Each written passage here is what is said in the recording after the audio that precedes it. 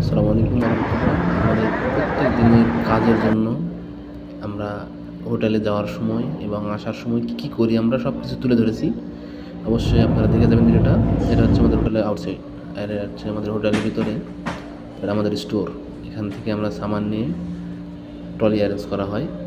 দেখেন আমার এক সহকারী ট্রলি অ্যারেঞ্জ করতেছে।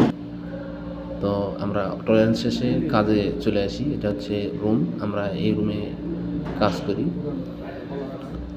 তো দেখেন রুমের ভিতরে ভিডিওটা সব কিছু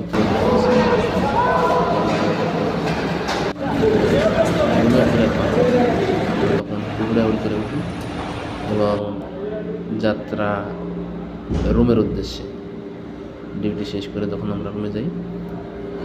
এবং এটা হচ্ছে আমাদের ভিলা। আমরা যখন ভিলাতে প্রবেশ করি অবশ্যই ফিঙ্গার দিতে হবে।